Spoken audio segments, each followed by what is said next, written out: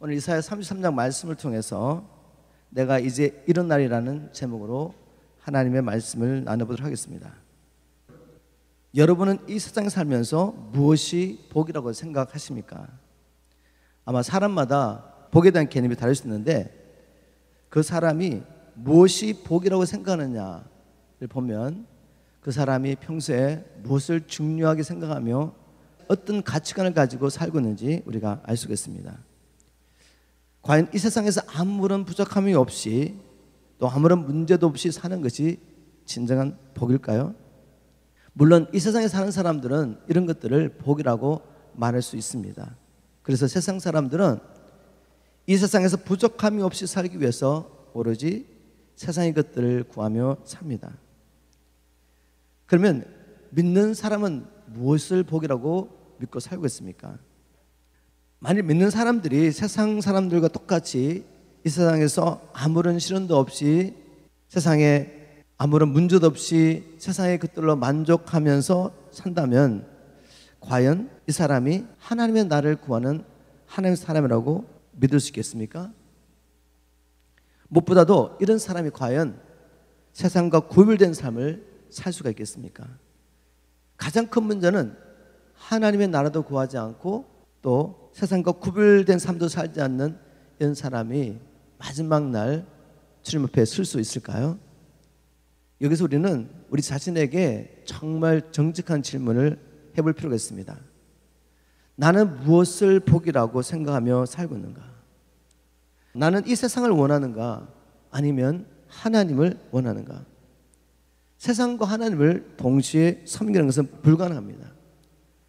그래서 예수님께서는 누구든지 자기 모든 소유를 버리지 않는 자는 참 나의 제자가 될 수 없다고 하셨고, 또 누구든지 제 목숨을 구원코자 하면 잃을 것이요 누구든지 나와 복음을 위하여 제 목숨을 잃으면 구원하리라. 사람이 만일 온천하를 얻고도 제 목숨을 잃으면 무엇이 유익하리요? 라고 말씀하셨습니다. 즉 한쪽을 버리지 않으면 한쪽을 얻을 수 없는 것이 영적인 원리입니다. 하나님을 얻으려면 반드시 세상을 버려야 합니다.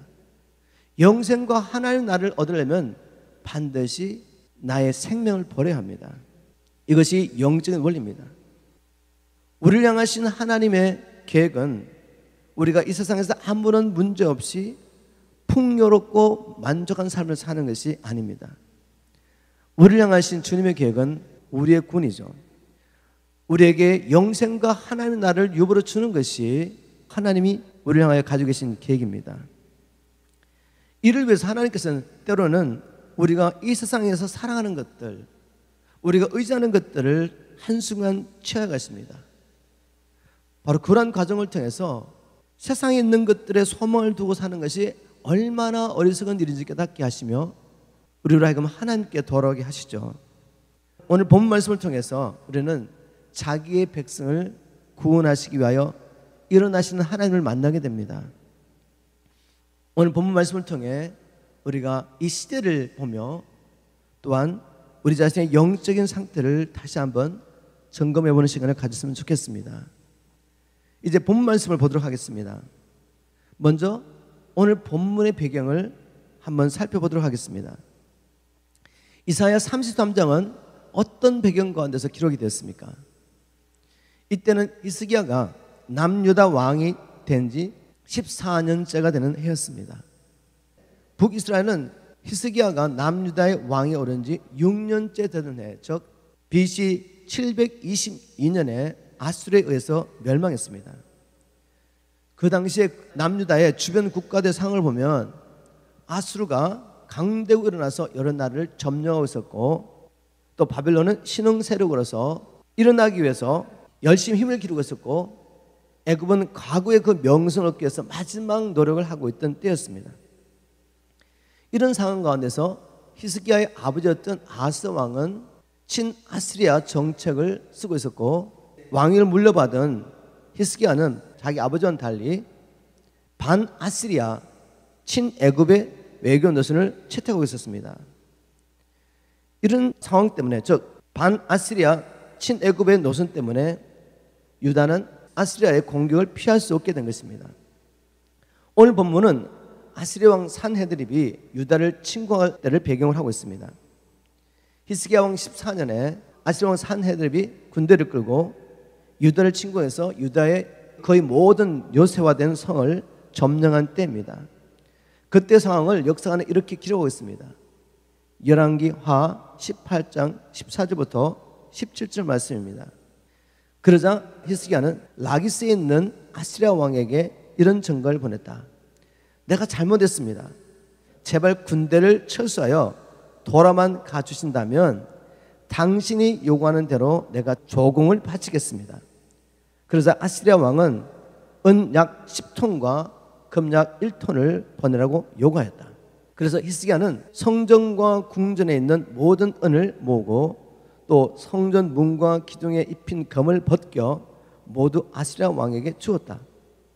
그런데도 아시리아 왕은 세 지휘관에게 라기스에서 대군을 끌고 예루살렘으로 가서 히스기야 왕을 치라고 명령하였다. 자, 상황이 짐작이 되십니까? 아시리아 왕이 대군을 끌고 유다 땅을 침공해서 유다 땅에 거의 대부분의 요새화된 성이 점령을 당하고 이제 예루살렘만 남은 상태에서 상황이 나아질 것 같지 않습니다. 그래서 히스기야가 항복하고 아시리아 왕과 계약을 맺는 거죠. 제가 조공을 바치겠습니다. 무엇이든지 요구한 대로 들을 테니까 살림만 주십시오. 이렇게 한 것입니다. 그래서 아시리아 왕이 은 10톤과 그리고 금 1톤을 내라. 그래서 아시리아 왕의 요구대로 내어주었습니다. 그럼에도 불구하고 산헤드립은 대군을 끌고 예루살렘을 침공한 것입니다.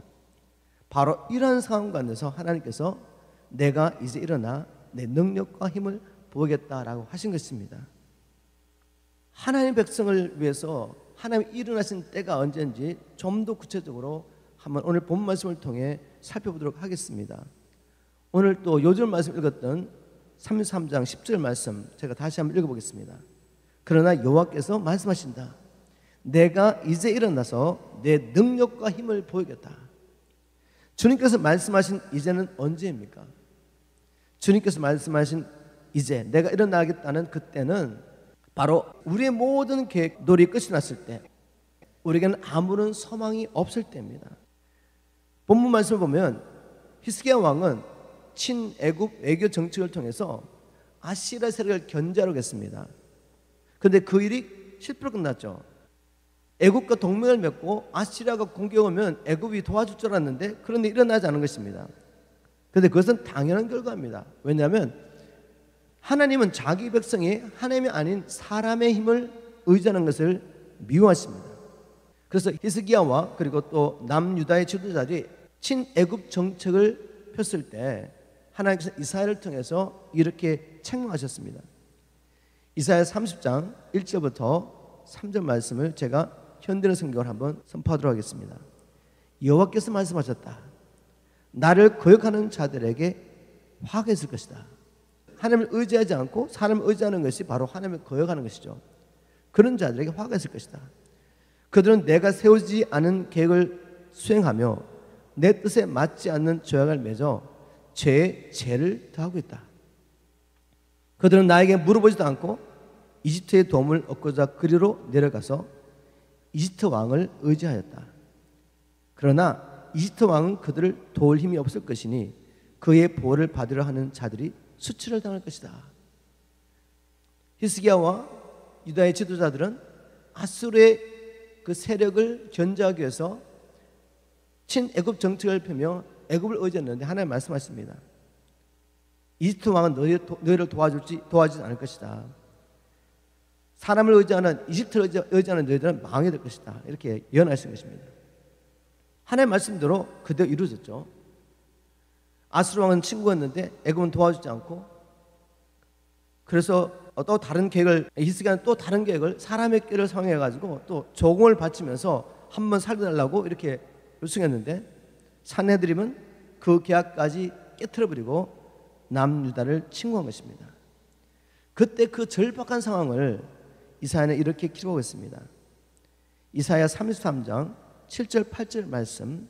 보라, 예루살렘의 용사들이 글에서 울부짖고 유다의 평화 사절단이 서럽게 울고 있다. 왜 평화사절단이 울고 있습니까? 아스루와 종을 바치겠다고 계약을 맺었는데 그 계약이 깨졌기 때문에 평화사절단이 서럽게 울고 있는 것입니다. 예루살렘의 큰 길에는 인적이 완전히 끊어졌고 오가는 행인이 하나도 없다. 아시리아와 맺은 평화조약은 깨어졌고 유다의 뭇 성읍들은 짓밟히고 있으며 백성들은 유린당하고 있다라고 이사야가 기록하고 있습니다. 바로 이때 하나님께서 내가 이제 일어나서 내 능력과 힘을 보이겠다고 하신 것입니다. 사람의 모든 계획이 실패했을 때 바로 그때 주님께서 이제 일어나 내가 내 백성을 위하여 내 능력과 내 힘을 보이겠다고 말씀한 것입니다. 바로 우리의 절망적인 상황이 주님이 일하실 때임을 고백합니다. 혹 여러분 가운데 유다 백성들이 당한 절망적인 상황이 있습니까? 여러분의 모든 계획이 무산이 되고 이제 여러분의 힘과 능력은 아무것도 할 수 없는 그런 상황이 되었습니까? 바로 지금 이때가 주님이 일하실 때임을 고백합니다. 주님께서 일어나서 이제 여러분에서 싸우실 때인 것입니다. 그러나 주님께서 우리를 위해서 일어나 싸우시기 위해서는 한 단계 더 나아가야 됩니다. 절박한 상황이 될 뿐만 아니라 무엇보다도 우리가 하나님께 나아가서 간절히 하나님의 은혜를 구하며 하나님을 기다려야 하는 것입니다. 우리 한번 이사야 33장 2절 말씀을 보겠습니다. 아스루가 침공을 하고 유다가 위기에 직면했을 때 바로 하나님의 사람 이사야는 간절하게 하나님의 은혜를 구하며 이렇게 기도합니다. 이사야 33장 2절 쉬운 성경입니다.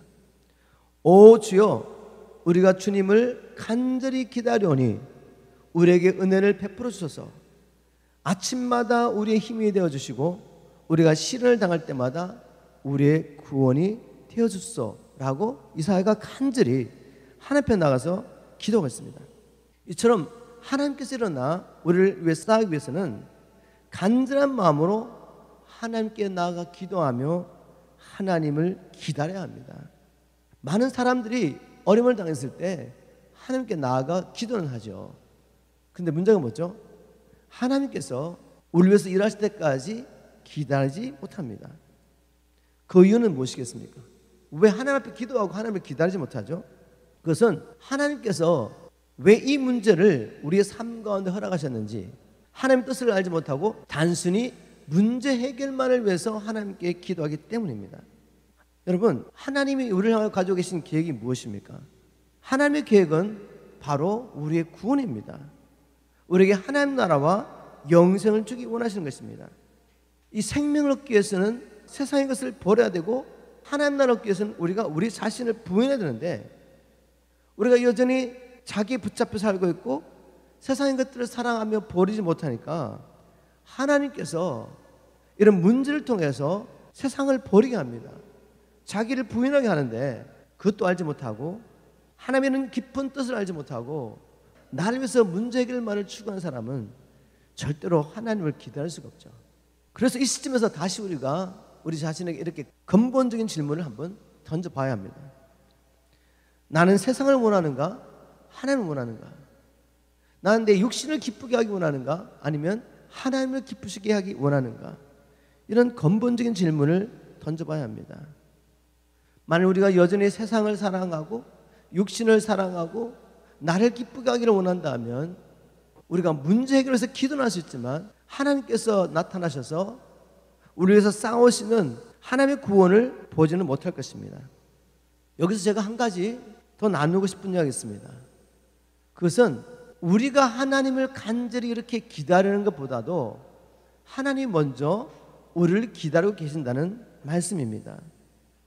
이사야 30장 18절 말씀을 보겠습니다. 이사야 30장 18절 쉬운 말씀으로 제가 읽어보겠습니다. 그러나 주께서는 너에게 다시 은혜를 베풀 수 있기를 간절히 기다리시고 마침내 너희를 불쌍히 여기시며 너희를 도우시러 일어나신다. 진실로 우리 주님은 공의 하나님이시다. 그러므로 복되도다. 누가? 주를 기다리는 모든 사람들이여 라고 이사야가 기록하고 있습니다. 우리가 주님께 나아가 주님의 은혜를 구하며 간절히 주님을 기다리기 전에 우리 주님께서 우리에게 은혜를 베푸시기 위해서, 우리를 불쌍히 여기시며 우리를 도우시기 위해서 우리를 기다리고 계신다고 합니다. 그런데도 우리가 정신을 못 차리니까 하나님께서 우리 삶 가운데 우리가 도무지 해결할 수 없는 문제를 허락하심으로 결국 하나님께 돌아오게 하기 원하시는데, 이런 하나님의 마음과 하나님의 계획을 알지 못한다면 우리가 문제 해결만 해서 기도하다가 결국 하나님의 구원을 경험하지 못하고 우리 기도를 멈추게 되죠. 그러면 꼭 기억해야 됩니다. 우리를 향하신 주님의 뜻은 구원입니다. 우리를 하나님 나라로 인도하기 원하시고 우리에게 영생을 주기 원하시죠. 그래서 우리의 삶 가운데 우리의 문제의 뿌리가 되는 나를 사랑하고 세상을 사랑하는 이것을 뽑기 위해서, 또 죄와 사단의 권세에서 우리를 구원하시기 위해서, 궁극적으로는 하나님의 진노에서 우리를 구원하시려고 하나님께서 우리 삶 가운데 우리가 해결할 수 없는 절망적인 상황들, 문제들을 허락하시는 것입니다. 이제까지 하나님께서 주의 백성들의 구원을 위해서 일어나는 것에 대해서 나눴는데, 간단하게 간추려면 이렇게 요약할 수 있습니다. 하나님은 언제 일어나시느냐? 우리의 모든 계획이 무산되고 우리의 모든 힘과 노력이 끝날 바로 그때가 하나님의 때다라고 나눴습니다. 그럼에도 불구하고 우리가 이러한 때 하나님의 은혜를 간절히 구하면서 하나님께 나아갈 때, 바로 그때가 하나님의 때라고 나눴습니다. 자, 이제 하나님께서 주의 백성들의 구원에서 일어나실 때 어떤 일이 일어나는지 한 말씀을 통해 나눠보겠습니다. 하나님의 백성들을 구원하기 위해서 일어날 때 어떤 일이 일어납니까? 첫 번째, 주의 원수들이 달아나게 됩니다. 하나님이 나타나시면 원수들은 물러가게 되는 것입니다. 이사야 33장 3절에 이렇게 기록하고 있습니다. 현대는 성경입니다.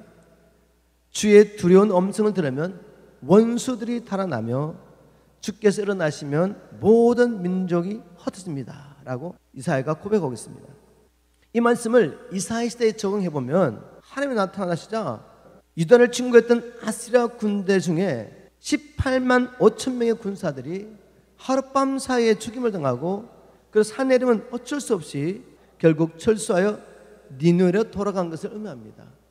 이사야 37장 36절 37절 말씀입니다. 바로 그날 밤 여호와의 천사가 아시리아 군 진영으로 가서 18만 5천 명을 쳐 죽였다. 사람들이 아침에 일어나 보니 모두 죽어 시체만 절벽에 널려 있지 않겠는가. 그러자 아시리아의 산헤립 왕은 철수하여 니느웨로 돌아갔다. 이렇게 기록하고 있습니다. 주님이 일어나시자 아수라 군대가 하룻밤 사이 죽임을 당하고, 산헤립은 군대를 다 잃어버렸으니까 철수할 수밖에 없는 거죠. 유다를 침공하는 모든 계획을 내려놓고 돌아가게 됩니다. 그리고 이사야 예언대로 그는 철수하여 니느웨로 돌아간 후에 자기가 섬기던 신 니스록의 신전에서 제사를 드리고 있을 때 자기의 두 아들에 의해서 살해를 당하게 됩니다. 이사야를 통해서 주신 하나님의 말씀이 온전히 이루어진 것입니다. 또 두 번째로, 하나님이 일어나시면 원수들이 달아난다는 이 말씀을 오늘 우리의 삶 가운데 적용한다면 어떤 의미가 되겠습니까? 그것은 우리를 괴롭히던 세상의 영들, 이 원수들이 하나님께서 우리의 간절한 기도를 들으시고 일어나실 때 떠나가게 된다는 말씀입니다. 그래서 우리가 사단의 결박으로부터, 또 육신의 결박으로부터 벗어나서 성령을 쫓아 하나님의 뜻을 따라 행할 수 있게 되는 것입니다. 세 번째로 적용할 수 있는 것은 바로 주님께서 장차 재림하실 때입니다. 바로 그날에 최종적으로 이 말씀이 성취되는 그날, 하나님께서 하나님을 대적하던 사단과 그를 따르는 모든 악한 영들과 적그리스도를 심판하시는 영원한 형벌로 나타나게 될 것입니다.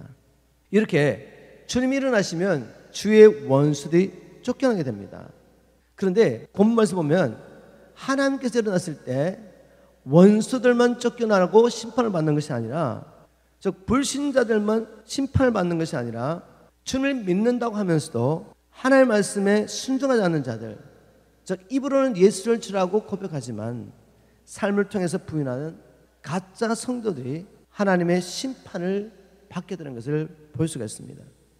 이사야 33장 14절 말씀을 제가 쉬운 말씀으로 한번 읽어보겠습니다.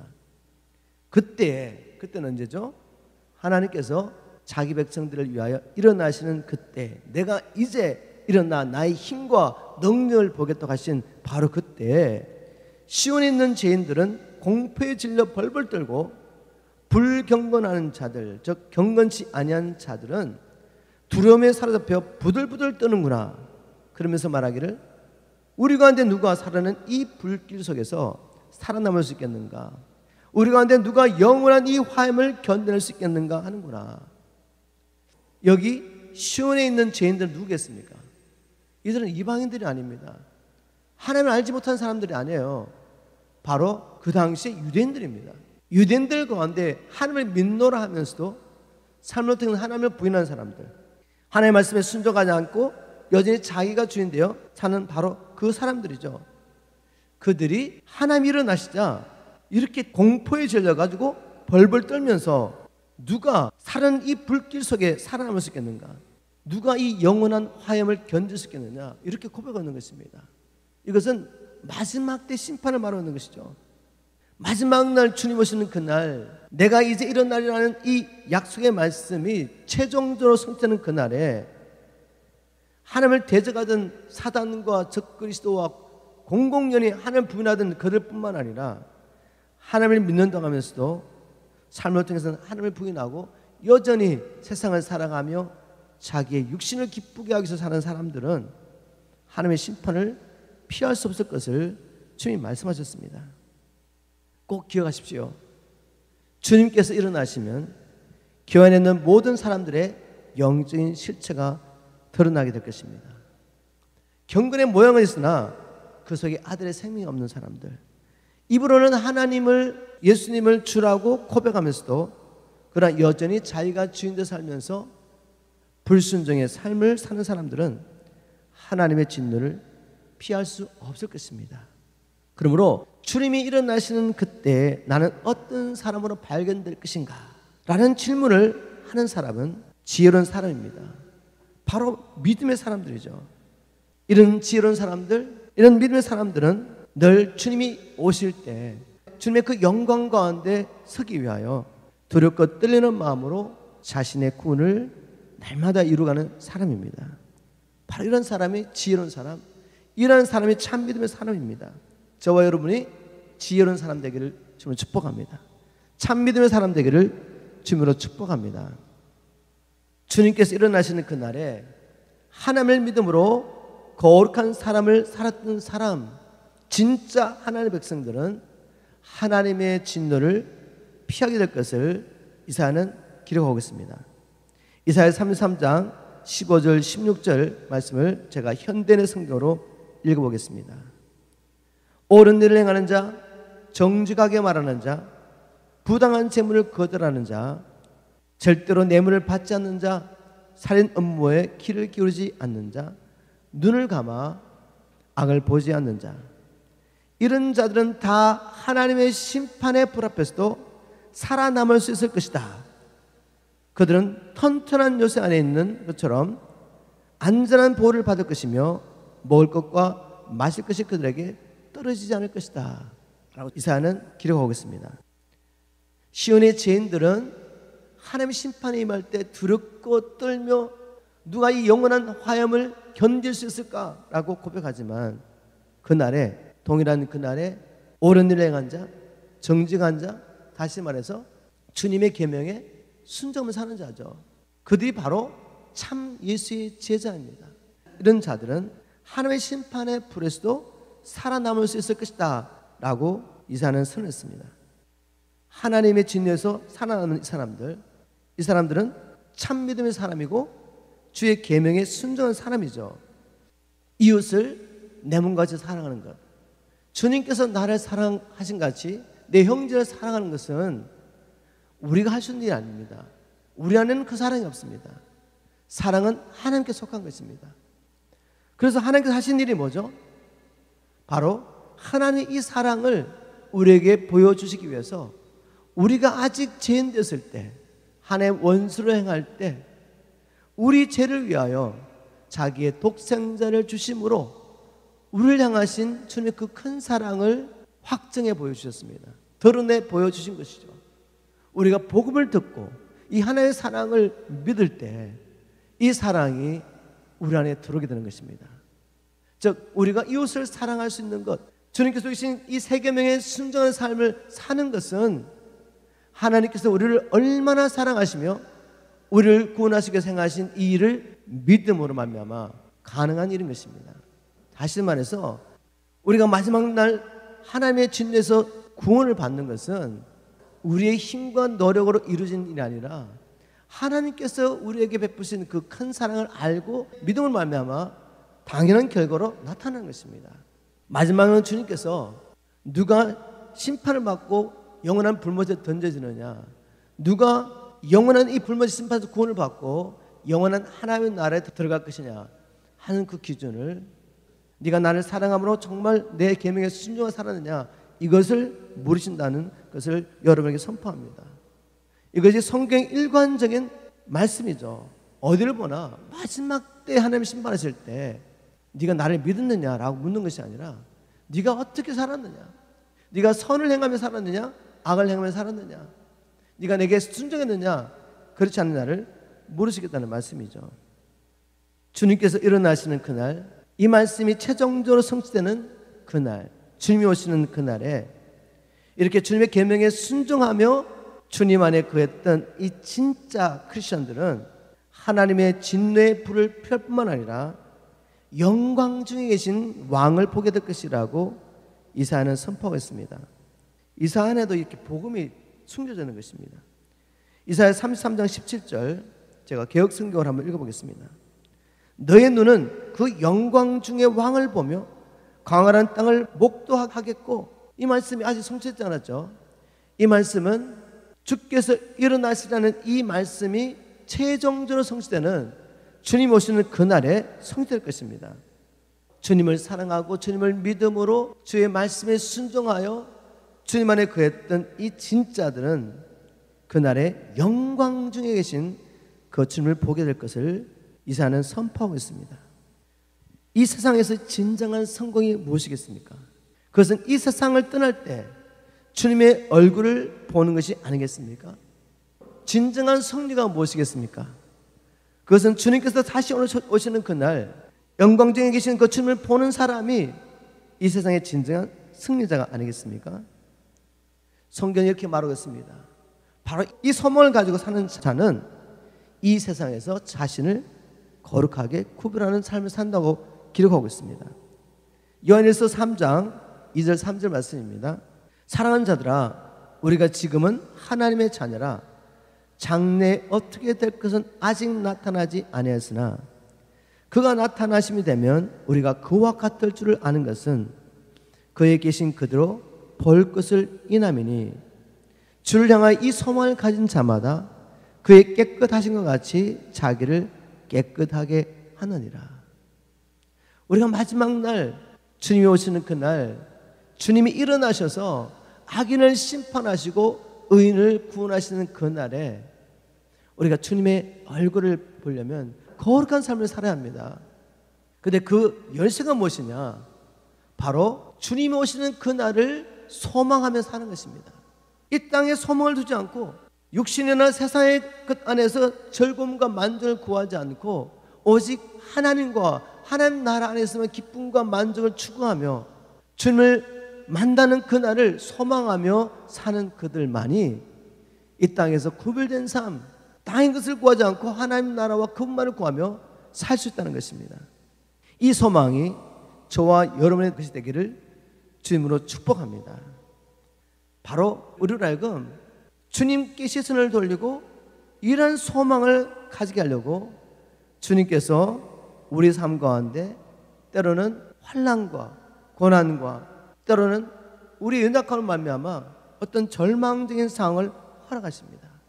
이것이 하나님의 은혜입니다. 다시 한번 강조하지만 우리를 향하신 하나님의 계획은 우리가 이 땅에서 아무 문제 없이 이 땅에 있는 것으로 만족하며 안일하게 사는 것이 아닙니다. 우리를 향하신 주님의 계획은 우리의 구원입니다.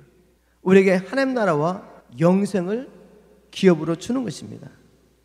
바로 이를 위해서 우리가 세상의 것을 바라보며 세상의 것을 따라가고 있을 때 하나님은 이렇게 어려움을 통해서 우리의 시선을 주님께 돌이키며 주님 앞에 돌아가게 하는 것입니다. 이제까지 주님이 일어나실 때 어떤 일이 나는지 말씀을 통해 살펴보았습니다. 간단하게 요약하면 주님이 일어나실 때 악인은 심판을 받고 의인은 구원을 받게 된다는 말씀이죠. 자, 그러면 주님께서 일어나시는 궁극적인 목적이 뭘까? 예, 주님께서 일어나실 때 악인이 심판을 받고 우리가 구원을 받는 것이 맞습니다. 그런데 그것이 궁극적인 목적은 아니라고 이사야는 선포하겠죠. 이사야 33장 10절을 보겠습니다. 여호와께서 가라사대 내가 이제 일어나며 내가 이제 나를 높이며 내가 이제 지극히 높이우리라. 하나님께서 나타나셔서 악인을 심판하시고 자기의 백성을 구원하시는 궁극적인 목적, 물론 하나님 우리를 사랑하시죠. 그러나 그보다 더 큰 것이 있습니다. 그것은 하나님의 이름의 영광을 위한 것입니다. 바로 예수님의 기도 가운데서도 이런 목적이 숨어 있습니다. 마태복음 6장 9절 10절을 보겠습니다. 제가 현대 성경으로 우리가 잘 아는 그 주기도문, 주님이 제자를 가르치신 기도를 한번 읽어보도록 하겠습니다. 그러므로 너희는 이렇게 기도하여라. 하늘에 계신 우리 아버지, 아버지의 이름이 거룩히 여김을 받게 하시고 아버지의 나라가 속히 어디에? 이 땅에 오게 하소서.